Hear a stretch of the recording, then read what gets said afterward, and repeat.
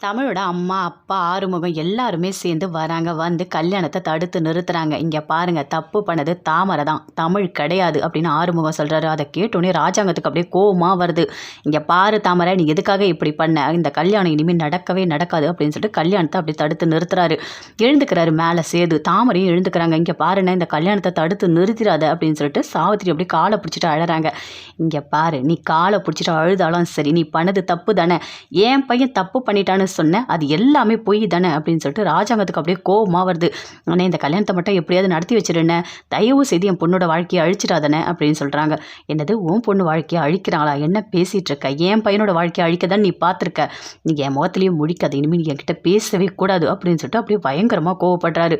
"பாத்தியா ராஜாங்கம், பாத்தியா, உன் தங்கச்சின்னு சொன்னியே, என்ன பண்ணி வச்சிருக்கான்னு பாரு. எவ்வளோ பெரிய விஷயம் பண்ணியிருக்கா.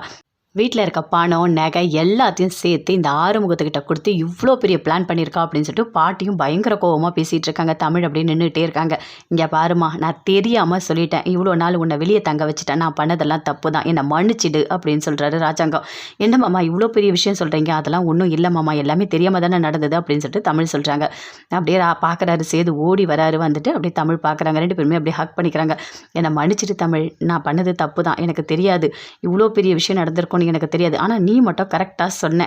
நான் எந்த தப்பும் பண்ணியிருக்க மாட்டேன்னு சொல்லிட்டு, அதனால தான் நான் யோசித்து இந்த கல்யாணமே தடுத்து நிறுத்தினேன்" அப்படின்னு சொல்கிறாரு. "எனக்கு ரொம்ப சந்தோஷமாக இருக்குங்க. எனக்கு தெரியும் என் புருஷன் எப்படின்னு எனக்கு தெரியும்" அப்படின்னு சொல்லிட்டு தமிழ் ரொம்ப சந்தோஷப்படுறாங்க. சேது, தமிழ் ரெண்டு பேருமே சேர்ந்து ரொம்ப சந்தோஷமாக நின்றுட்டு இருக்காங்க எல்லாருமே.